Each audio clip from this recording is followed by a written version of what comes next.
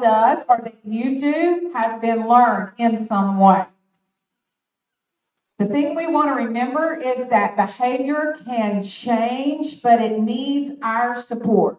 It needs parent support, it needs teachers, principals, anyone that surrounds a child during the day. We're all here to help change behavior. It takes time. You can tell your child to just do something one time, and that doesn't mean they're automatically going to do it. It's a skill, and it needs to be cultivated and take time. One thing that I learned as a classroom teacher is that you can tell your students, your children, to not do something that's inappropriate, but research shows that the only way to truly change behavior is to give them a new behavior in its place. So, for example, if your child used a hurtful word, called someone a name, instead of just saying, that's wrong to do that, that's hurtful, you want to make sure that you tell them something to do instead. A lot of times in the school, we have some bullying behavior where students call each other hurtful things. And so I would say that's hurtful to say that. When you feel upset with someone, tell them, I don't like it that you call me that, instead of just calling them a name. So I would teach them a new behavior to substitute for the inappropriate behavior. You want to make sure that you are an example for how things should be done right.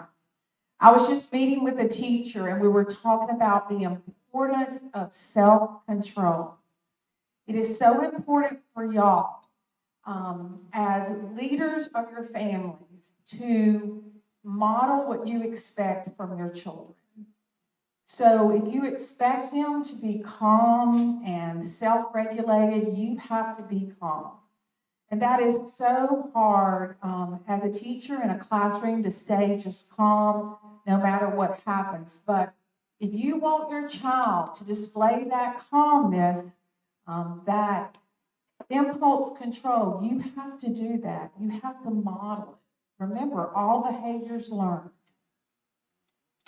It's got to have a lot of practice.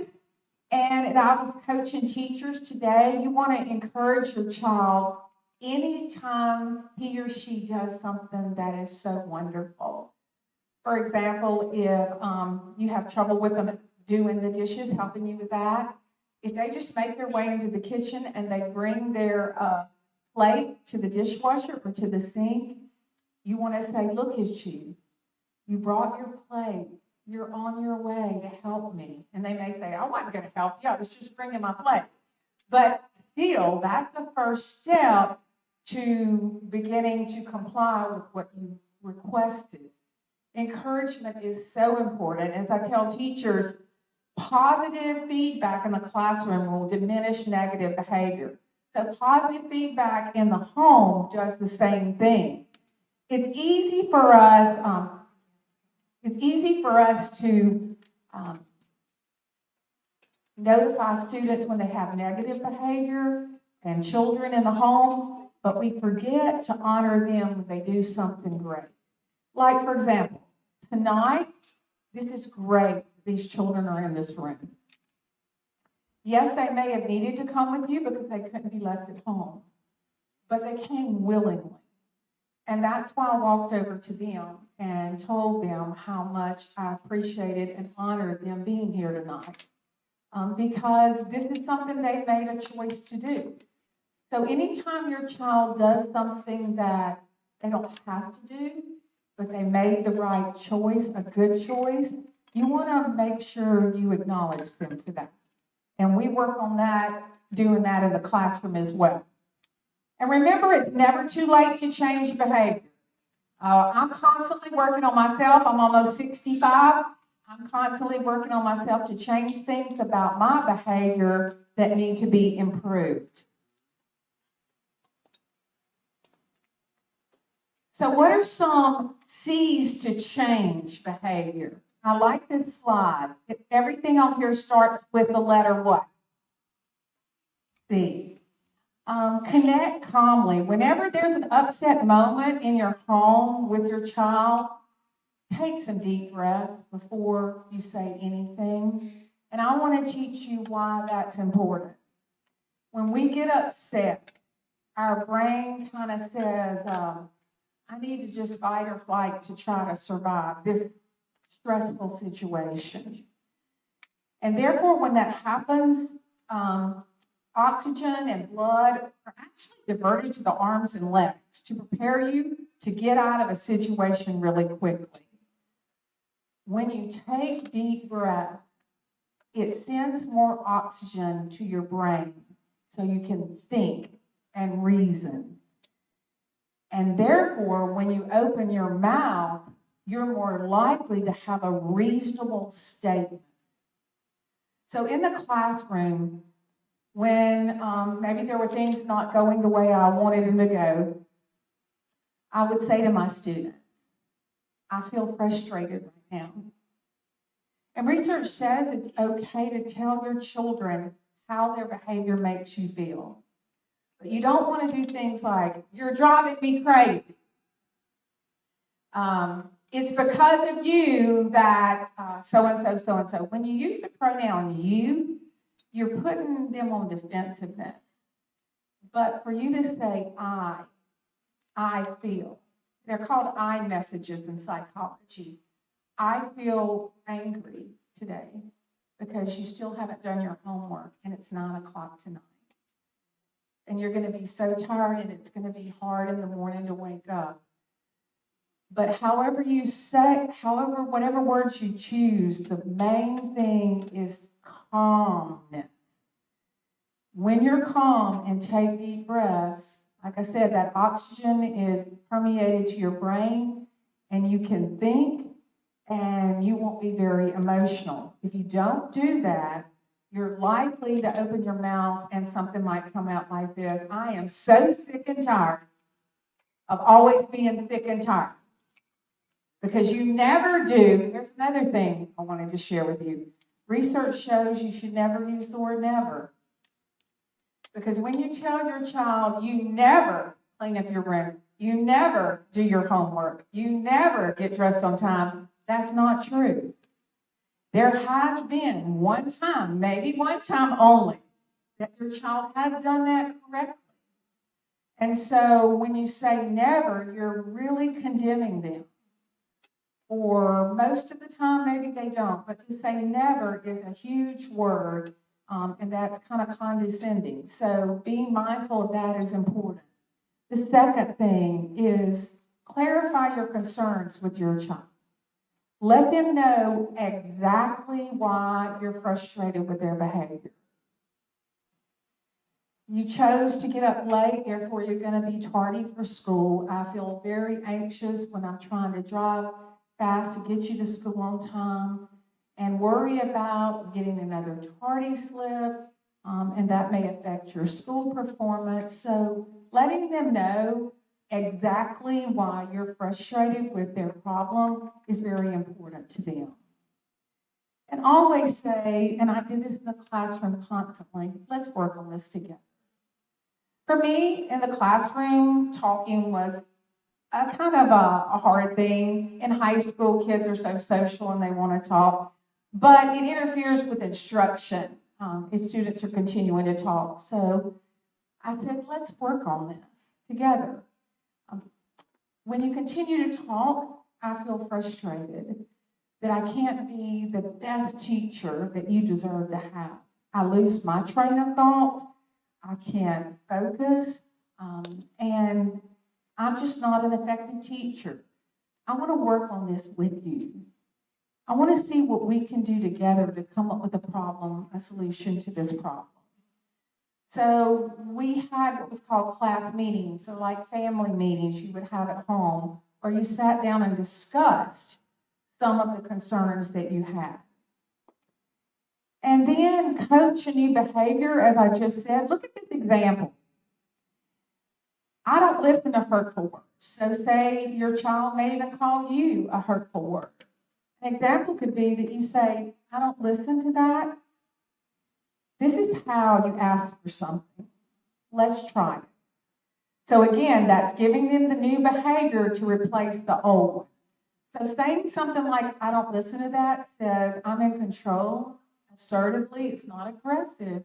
It's not, I don't listen to that.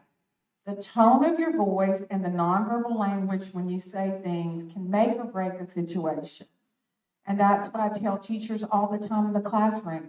Because sometimes teachers, just like parents, can get sarcastic. Because we just don't have enough tools available to us to know how to handle misbehavior sometimes. So the tone of our voice may change a little bit, like, oh, so you finally decided to come to school? And that's so hurtful. But we as teachers are frustrated that the student may be absent all the time, and sometimes we don't think through our thoughts like we as parents as well. So that's what we're constantly working on here, is how to be committed to composed language. So you want to correct the misbehavior as soon as it happens. There is old research that says if you ignore misbehavior, it will disappear. And that's not accurate. Teachers never should ignore misbehavior, because what message does that send to the student? They can get away with it, absolutely. So as a parent, you never want to ignore it. That says it's okay what you just did. So instead, you want to, here's an example, you want to do something like this. I know you were angry, but you may not hit. So you're agreeing to the fact that he's emotional, and that's okay. By the way, anger is a God-given emotion, and it is accurate at times for us all to be angry. So acknowledging that your child is angry is okay, but then following it with the phrase, but you may not use profanity, you may not hit, you may not bite. There you go. And again, here's that new behavior you want to put in its place. This is how you ask for something, or this is how you tell me you're angry. Let's try it together. So you see that you're acknowledging they're angry. And I tell teachers all the time, instead of this word were or are angry, I tell them to use the word seem. Why do you think the word seem would be better than, listen to these two phrases, you are angry or you seem angry? What's the difference to y'all?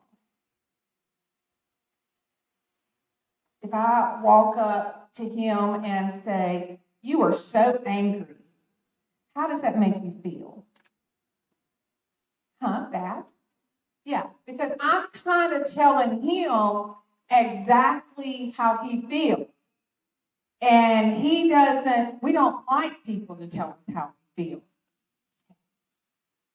But when you say you seem angry, you're guessing. You're not sure. And so when you say something like that, sir, can I borrow you again? So I walk up to him and I say, you seem angry today. How is that different than how I said it the first time? It didn't feel different for you? It did feel different. When you say you seem angry, it says, I'm not deciding your emotion for you. I'm just guessing. I can tell that something's not right. And sometimes it's not anger. They may say, no, I'm worried. No, I'm scared. So we don't know for sure how anybody's feeling. We just take a guess. And then if your child still chooses to be inappropriate, we definitely believe in consequences, but you want to make sure that the consequence is reasonable and it's related to what happened. So, for example, if they're tardy to school, they've got to have the consequence of that tardiness, and the school usually has very appropriate consequences for that. But to take away, their phone or a game for a month is not reasonable, and it's not related to the tardiness. You want to choose something that's related to school, academics, that will help them remember the importance of being to school on time. And then catch your child with good behavior efforts. And this is what we're going to spend a large majority of our time together with tonight. Whenever your child does something so wonderful, you want to make sure that you acknowledge it. Look at this example. Wow, that was a respectful voice. That's the kind of voice I want to listen to. We just take it for granted when kids say it in the right tone and say it with the right words, and we don't acknowledge them for that. But if you do this, you'll get more respect and less disrespect. Because all people want to be noticed and want to be acknowledged and affirmed. So whenever your child does it right, make sure you notice that. And then lastly, congratulate them whenever it works. So when you said, I don't listen to hurtful words, can you say something that's helpful to me? And they do it, then say, you know what, let's go get an ice cream cone together. That was amazing. Just something like that that says, you did it. You did it. And it doesn't have to mean much. It just means that what you did was monumental to me, and we're on our way together. I want to introduce my colleague. This is Mr. DJ Batiste. He is my former student. He is now almost 30 years old, and he and I travel the country together, but we love Columbus. This is where we devote a lot of our time to, because there's just something about this place that reminds us of home, and we love the people, and we love what they're trying to do here. And so DJ struggled as a child, being raised by a grandmother, and he's going to tell you a little bit about that journey. He gave her a lot of challenges. She had a lot of tears, and she prayed a lot, spent a lot of time on her knees. And I didn't have the pleasure to meet him until his senior year.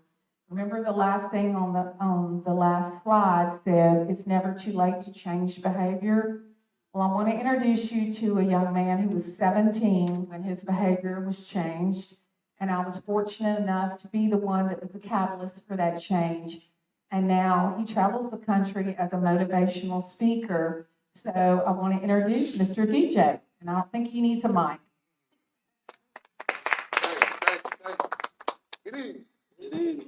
Hey, when I first thing I want to say is when I listen to this, and I know that we got parents in here, there is no manual on how to parent. That's first and foremost. I'm a firm believer. There is no manual on how to parent.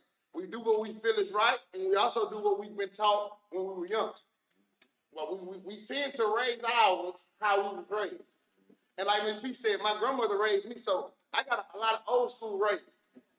You know, I got a lot of old school raising. Grandma ain't mind whipping me. She ain't mind taking nothing from me.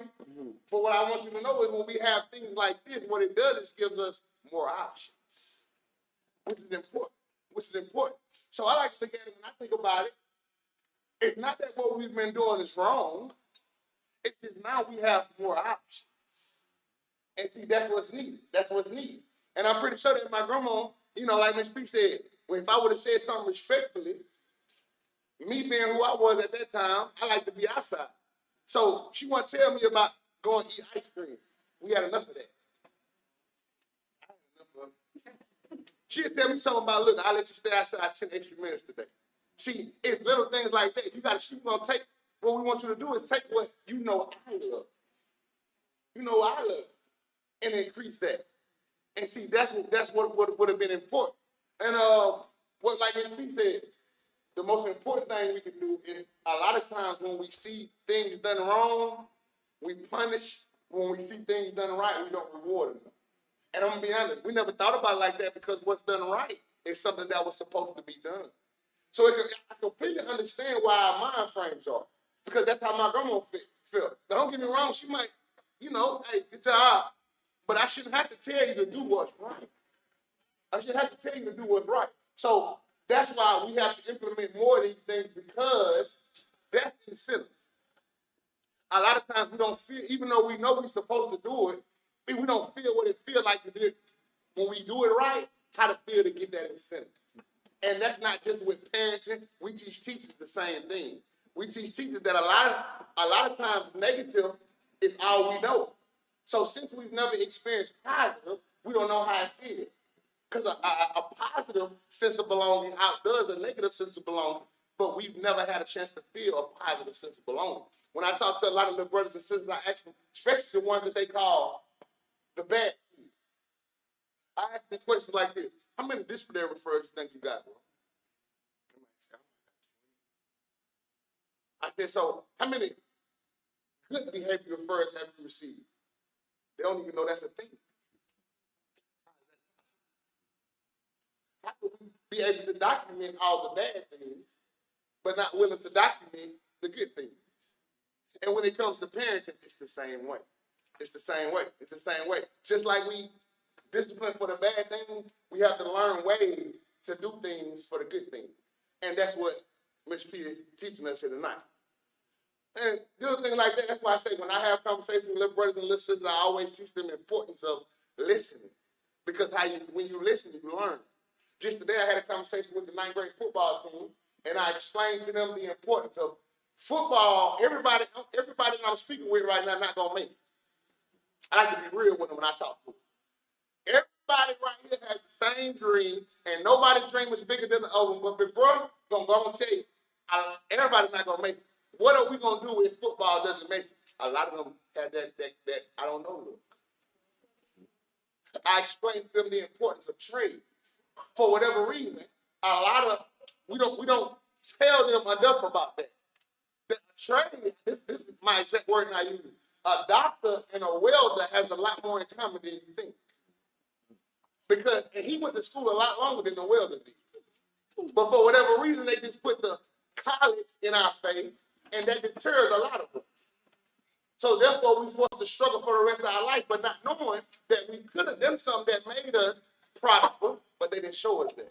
They didn't show us that. They didn't tell me that I can know zero about being an electrician, go into an electrician trade, and when I come out my trade, I know everything I need to know. So now I go from working for a company to having people work for me. See, when I tell them that, you just see their eyes light up like, never heard that. Nobody ever told me that. So now, that looks more tangible now. And that's what with a big brother, that's what I need to hear. When I heard 4 years of college, that deterred me. When I heard 6 months to a year to get a license, and I could take care of me and my family for the rest of my life, that gave me something I could touch. We have to do more things like that. Tell me a little bit about the challenges you have in school and with your grandmother. Oh yeah, my grandmother raised when I was young, very young when I was born. I mean, my mother and daddy was young when I was born. My grandmother took me in at months, and this is my daddy's mother. And my first time being expelled from school, I was 4 years old, preschool. And I got in a lot of trouble from that moment throughout my whole academic career. And a lot of times people ask me when I go to places to speak, they say, DJ, you mean to tell me a teacher never tried to connect with you? Excuse me. And I tell them, no. I didn't know what that felt like until I met Miss P. See, what happened was, where I'm from, they say things like your name carries itself. So my 4th grade teacher had already knew DJ before she even met me. And I never had a chance. This is why we teach teachers not to do that. Because you can be the teacher that saved them and changed their life. And that's what happened in my situation. At a very young age, I began to indulge in gang violence. Just like that trade thing, nobody ever told me, he said you can use your gift to change lives and travel around the world and speak. I told him that today too while I was speaking with him. I said, nobody ever told me that. It was always, DJ, be quiet, shut up. DJ, be quiet, shut up. See, I didn't need someone to shun my gift. I needed someone to teach me time and place. So when I was speaking to the middle school, they had a young man who reminded me a lot of myself. I even asked him a question. He raised his hand so fast because he knew what he said next would get a reaction out of everybody. See, that's special. Everybody's mind don't work like that. So instead of me shunning him, I taught him time and place. I said, little bro, you a lot like me. Before you even said that, you knew what type of reaction it was going to have. See, that's a special mind. but it looked like a class clown to a teacher. So what we have to do is learn, okay, special, because that's me. A lot of times when teachers, after I speak, teachers will line up for me to take a picture with them or for me to sign their book or something like that. But I remind you, I wonder how long that line would have been when DJ was in 5th grade. I wonder how long that line would have been when DJ was in 8th grade. I'm that same person with that same gift, but now I'm using that gift for positive reasons. I want you to know I spoke with a lot of kids right here in the Columbus School District who has the same gift. What we have to do is teach time and place. Because that same young man who we call a class clown can have his own TV show one day.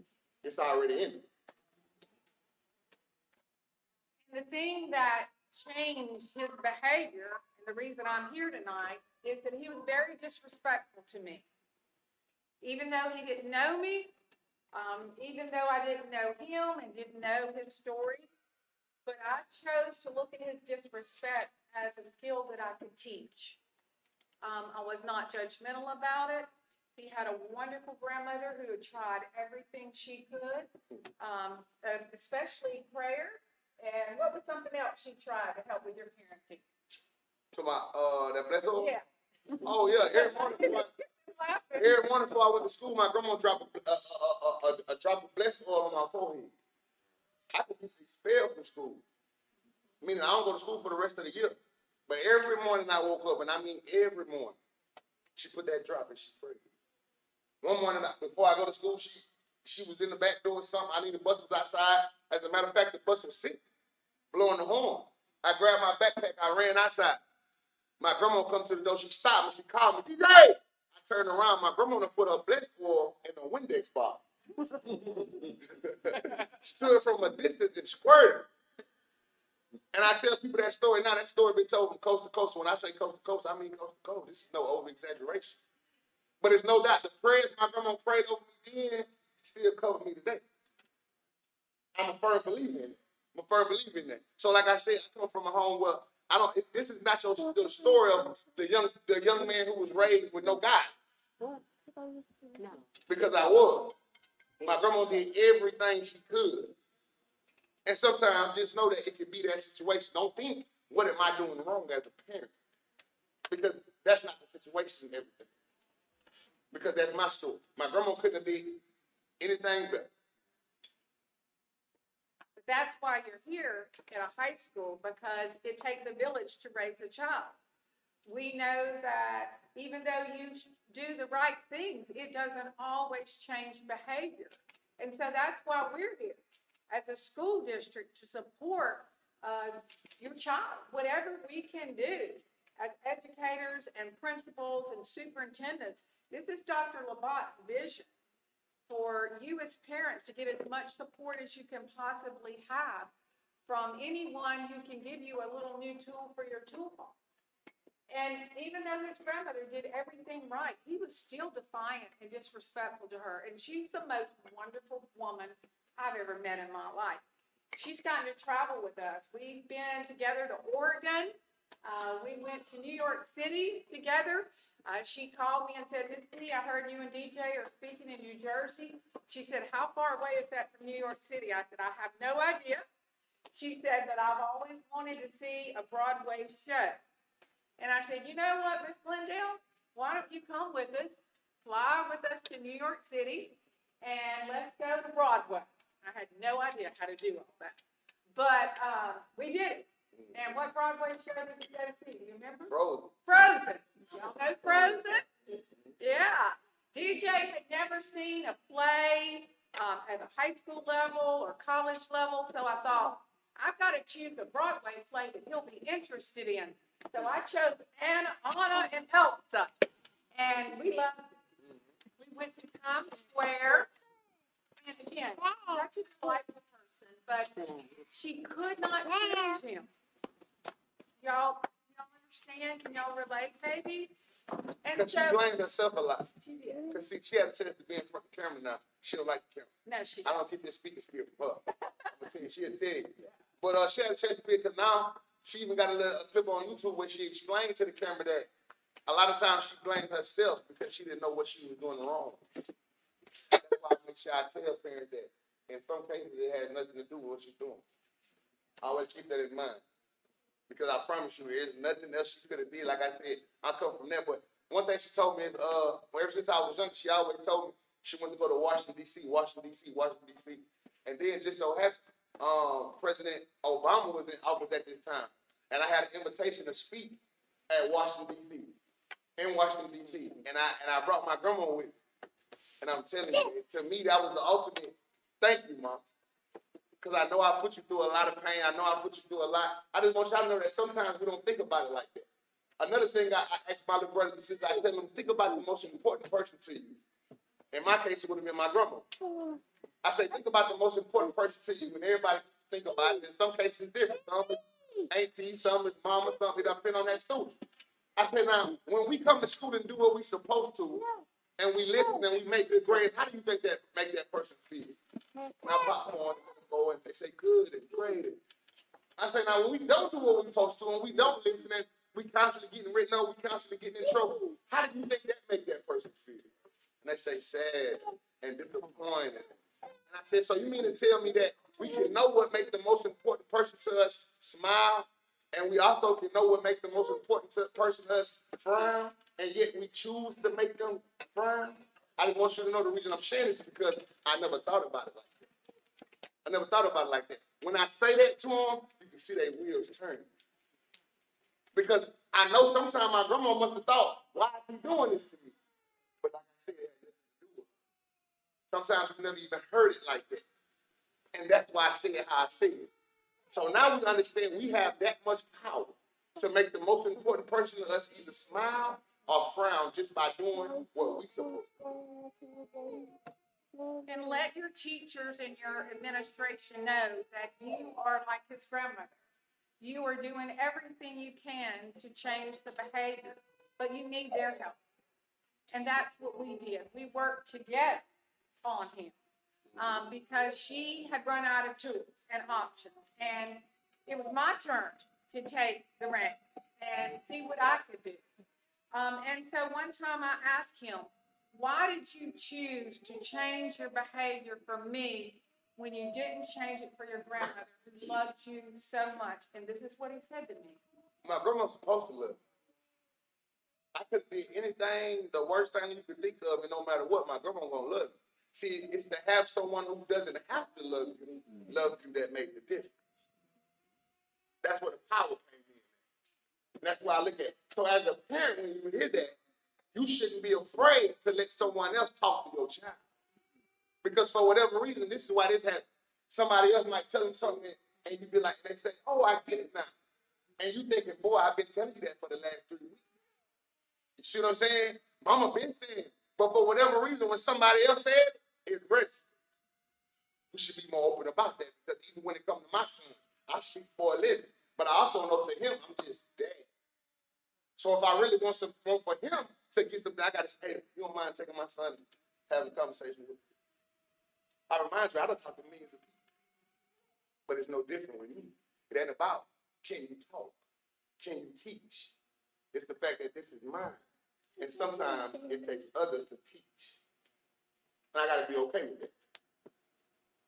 And the reason we want to focus on positive behavior with y'all is that's what changed him. He had been reprimanded with everything the school district had to offer for negative behavior. He had been at the alternative school. He'd been at juvenile detention. He'd been suspended, expelled off the bus, ISI, everything that we can offer, and nothing changed him.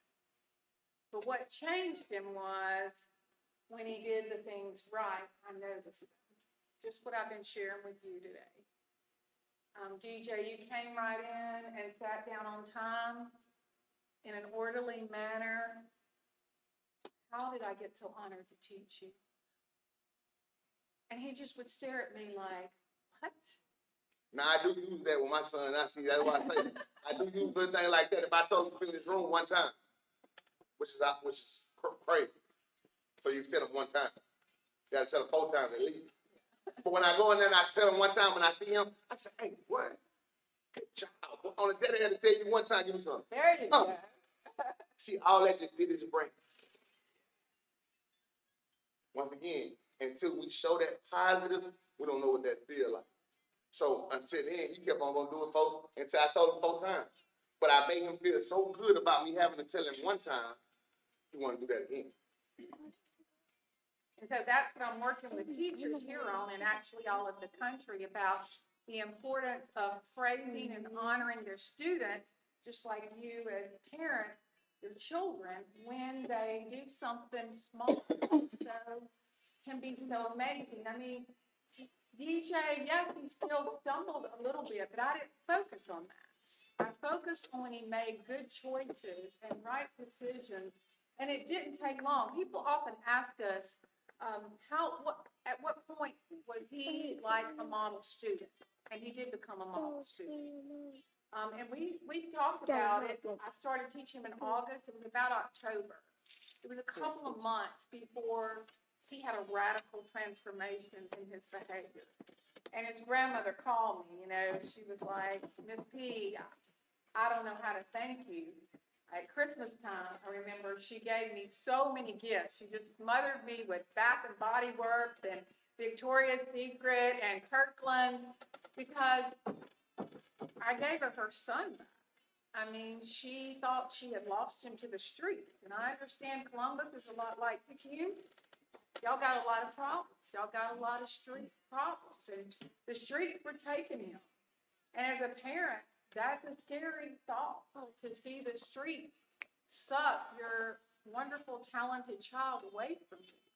So because of our relationship that we've had, DJ left his gang, and he was the leader. He's actually spoke here to potential gang guys that want to be involved in gangs, and told them the 3 trips the gang will take. Jail, hospital, and he just keeps it real to them, and they think it's cool to be in the gang, and then DJ lays it out and tells them, no, you don't want to do what I do. But the reason that he was able to leave that sense of belonging is because I gave him that sense of belonging in the classroom. Even though he had it at home, I want y'all to know, he had a very caring, patient grandmother. But for whatever reason, he never connected with teachers in the classroom. So the reason we're so passionate about emphasizing positive is because he's an example of what we do. All right, so I'm going to give you a few more ideas. Look at this. This is a study. Our principal and assistant principal in the back, you might want to share this with your teachers, that studies show that children receive 460 negative statements a day Compared to 75 positive. You say there is no way for 400 times a day a child hears something negative. Yes, that's a study. And it may be something like, tie your shoes, or, you're always late, or why didn't you clean up your room? I mean, when you think about it, it adds up. And so we've got to increase those positive numbers. We tend to punish bad behavior as a way to get rid of them, but research shows that's not effective in getting rid of them. We have what's called repeat offenders in the school district, where they do the same thing over and over. DJ lived in in-school suspension. If that was really working for him, he would have only gone once or twice. But he was there chronically for a while. It may work for short term, so we're positively reinforced to continue the discipline because it worked. You gave him a spanking, or you timed him out, or whatever, and it did get rid of the behavior temporarily. So you're like, well, that worked, I'm going to do it again next time. But research shows that doesn't keep it or change behavior in the long term very effectively. Over time, this method tends to backfire, and behavior can actually get worse. So you want to be very mindful and careful with that. Studies show that providing, I put this in all caps because this is how passionate I am about it, providing positive feedback when children behave well is a much better way than to focus on punishment. So if you came to a workshop tonight thinking, I want to find out what I can do to make my child do this, you're at the wrong place.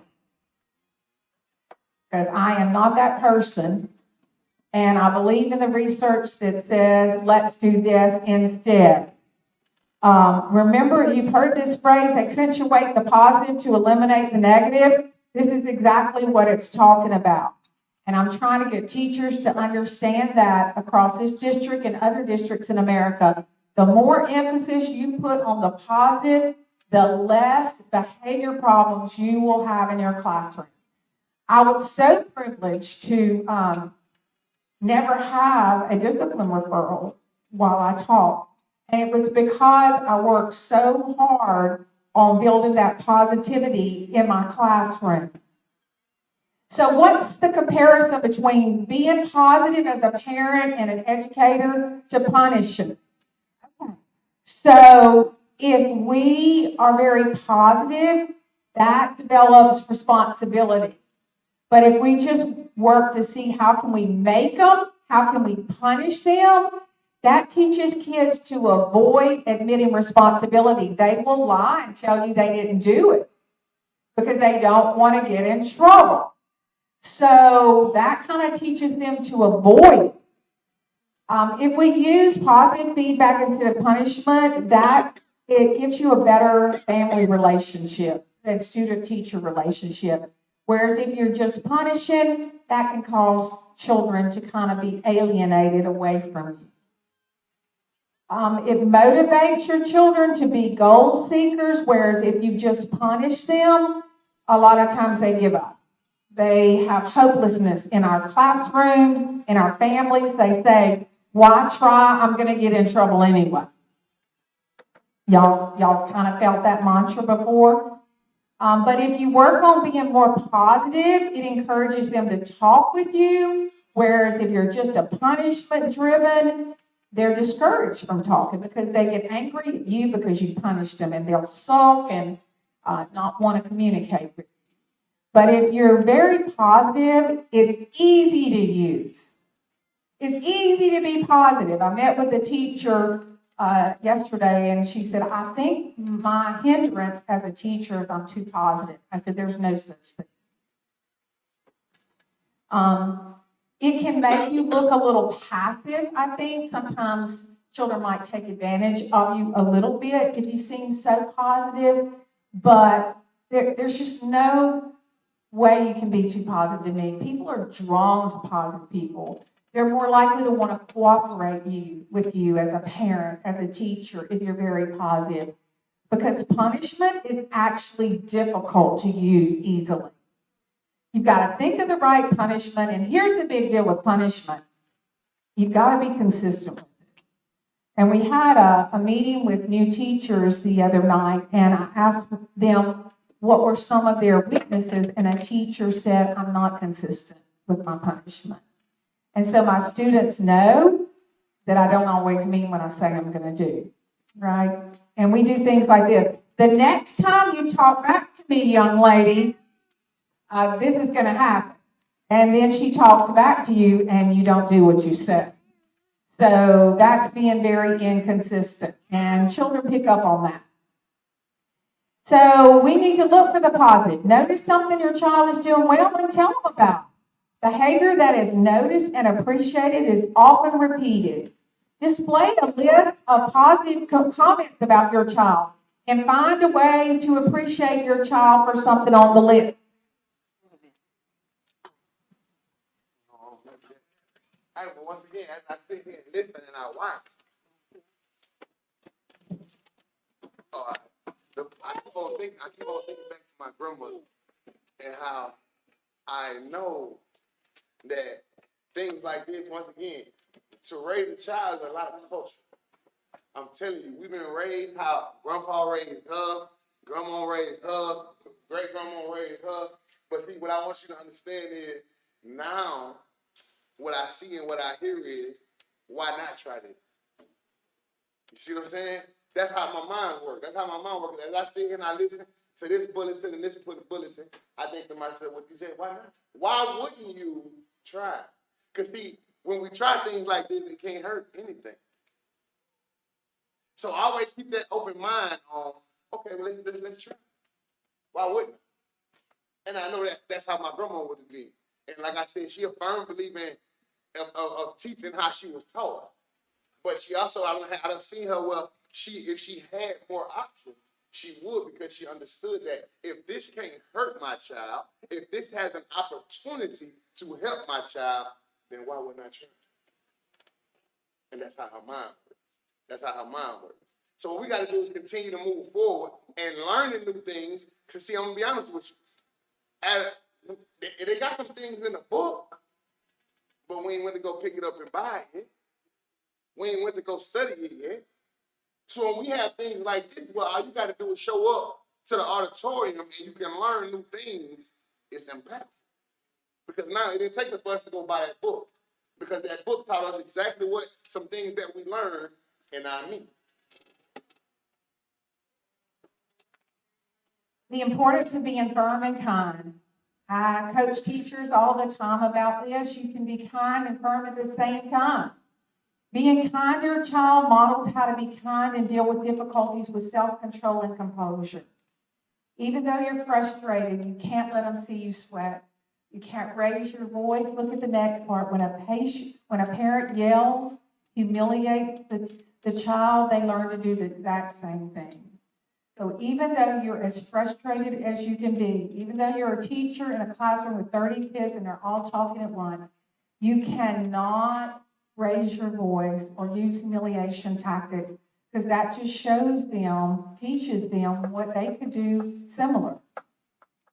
And it helps a child calm down and more likely cooperate with you. When you stay calm, it emits calmness in the room, in the home. So we have something in our brain called mirror neurons, and they're called that thing for a reason, like a mirror. We kind of do what we see in front of us. So if we're in a classroom as a student and a teacher is yelling, our brain kind of says something like, we'll be emotional too, just like her. When you're at home and you're ranting and raving, your child is likely to rant and rave back with you.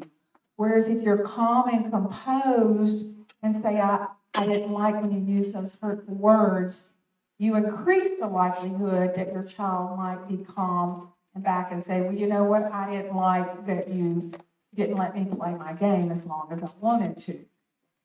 You still may not get that time, but at least you can have a conversation instead of just hurtful, loud language in the home. So look for good behavior when it occurs and reinforce it. Your comments should describe exactly what you see, such as, you came in and started your homework. That was so helpful. You brought your dishes to the sink. That was so kind. You used a respectful voice. That was thoughtful. You want to use a tag at the end of what you say and tell them how it impacted your world.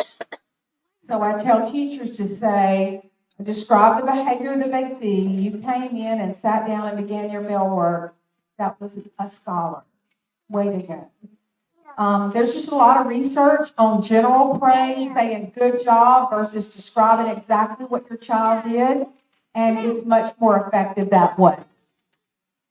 Again, you want to use positive feedback to weaken misbehavior, and often we only see the misbehavior in children, and as I said earlier, we take the good behavior for granted. Praise the behavior, not the child. So here's an example. Your room looks great. It looks like you worked hard. I hope you're proud instead of, you're such a good boy for cleaning your room. When you say you're such a good girl over there. She's like, that is me. Whenever you say you're such a good boy, that's just talking about him as a person. You want to be careful about that and praise the behavior, what he's actually doing. Because he's still a good boy, even if he doesn't choose to clean his room, right? No. So I love the feedback from the audience. You want to just make sure that you just focus on the task that the teacher requires, or at home that the parent is asking what for you to do. When we get feedback on their actions, what you said sounded rude to me rather than their personality, you're always so rude. You hear the difference in those two sentences? You're not condemning the person, you're condemning the action. And when you only condemn the action, you decrease the likelihood that the child will be offended. And when you're less likely offended, you're less likely to be hurtful emotionally to someone in a conversation. So remember this. This will be the last thing we talk about: situation, behavior, impact. So you want to note the time and place the behavior occurred. You want to describe the behavior, exactly what you saw and heard, and the impact it had on you. Here's an example. At dinner tonight, when your sister accidentally took your cup, you screamed and grabbed it back. I felt frustrated with that. Again, you're not saying you never do the right thing at the dinner table. You're saying how it impacted you. What could you have done instead when you got frustrated that she took your cup? So see, I was able to say all this with calmness and grace, but when you use words like you always, you're going to add that little attitude toward it, and it's very hard to stay in self-control. So to end, we would like to hear from you. Has any of this been helpful information? Yes? What was helpful for you? What did you learn tonight? What's something you learned? She learned that you never say never. Absolutely. You never say, you never do your work. You never. That's exactly right. You listening. What a scholar you are. It was such a pleasure to see you at Franklin. All right, anybody else want to share? Our scholar started it. What did you learn tonight? About behavior. Yes. Do you feel that you do as well as you can with your behavior in school every day? As well as you can? Or do you have room for improvement sometimes? Yeah. I noticed your hand, yes. Never say I can't. Okay. And so we all can work on our behavior, don't you think? We can all wake up and say, you know what, today I'm going to have a better day. I'm going to work harder for my teacher. I'm going to be more respectful of my parent. And I'm going to try to be the best kid I can be. We thank y'all so much for coming. It's been such an honor and pleasure to be able to work for this district and know that they support not just only their teachers, but their parents as well. You're very, very blessed to have your children enrolled in this district, and we thank you so much from the bottom of our hearts. Mary or Miss Debbie, would you like to say anything final to your parents?